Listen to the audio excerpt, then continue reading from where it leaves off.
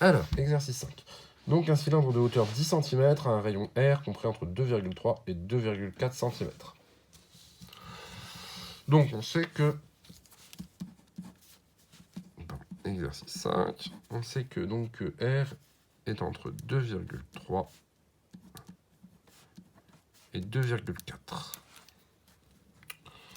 Que peut-on dire de R carré? Eh bien, on peut dire que R carré, il est compris entre 2,3 au carré et 2,4 au carré. Qu'est-ce qui nous permet de dire ça? C'est tout simplement que la fonction carré est croissante sur 0 plus l'infini. Voilà. Hein, comme ce sont des nombres positifs, les carrés sont rangés dans le même ordre que les nombres. Donc vous obtenez 5,29, pardon, c'est une inégalité stricte. R carré est entre 5,29 et 5,76. Alors, en déduire un encadrement du volume de ce cylindre en centimètres cubes, puis en litres. Donc, petit rappel, un cylindre,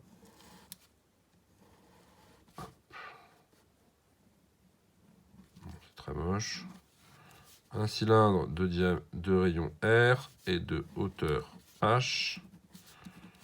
Son volume, hein, c'est quoi? Bah, c'est le volume, c'est l'aire du disque multiplié par la hauteur. Il faut considérer que c'est comme un empilement de disques. Donc c'est pi r carré, l'aire du disque, fois la hauteur. Pi r carré fois h. Donc ici, h vaut 10, donc c'est pi r carré fois 10. 10 pi r carré. Voilà. Le volume de notre cylindre, c'est 10 pi r carré. Donc, vous avez, comme vous savez que r carré est entre 5,29 et 5,76, vous avez 10, vous avez, pardon, hop, 10 fois, voilà, on recommence. Donc vous avez r carré qui est entre 5,76 et 5,29. Donc vous multipliez tout par 10 pi. 10 pi r carré est entre 10 pi fois 5,76 et 10 fois pi fois 5,29. Ok.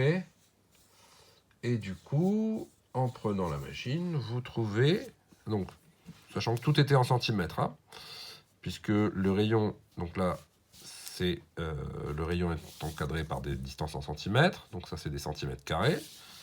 Donc finalement, vous obtenez un volume qui est compris, puisqu'on vous demande d'arrondir à 2 décimales, entre 180,96 cm3 et 166,19 cm3.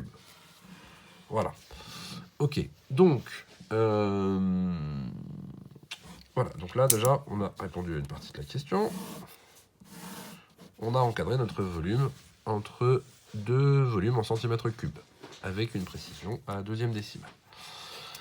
Ensuite, on vous demande la même chose avec des litres. Alors, il faut savoir que 1 litre, c'est quoi 1 litre? Vous avez dû voir ça en physique, je pense. C'est 1 décimètre cube. Hein, c'est un cube de 10 cm sur 10 cm sur 10 cm. Et dans 1 décimètre cube, il y a combien de centimètres cubes? Il y en a 1000. Hein, 1000 centimètres cubes. Donc, autrement dit, 1 centimètre cube, c'est 1 millième, donc 10 puissance moins 3 litres. Voilà, 1 centimètre cube, c'est 1 millième de litre. Ok, bon, c'est assez, faut raisonner en termes d'échelle. Hein. Centimètre cube, c'est un cube de 1 cm sur 1 cm sur 1 cm. Vous voyez ce que ça représente. Vous voyez bien qu'il en faut un petit paquet de ces cubes pour remplir une bouteille de 1 litre. Voilà. Donc, il en faut 1000, très précisément. Donc, 1 cm cube, c'est 1 millième de litre. Donc, pour passer des centimètres cubes au litre, il faut diviser par 1000. Autrement dit, il faut reculer la virgule de combien de crans? Eh bien, de 3 crans. Hein, vous avez votre volume V qui est compris entre, alors on va commencer par la gauche, donc on recule de 3 crans, 0,16619 litres et 0,196 litres.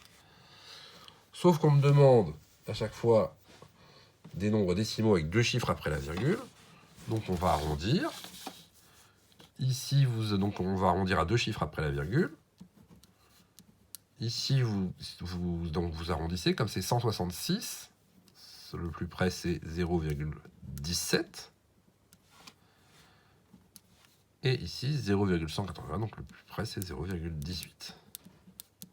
Voilà, donc le volume de ce cylindre est compris entre 0,17 litres et 0,18 litres. Voilà, merci, une dernière vidéo pour l'exercice 6.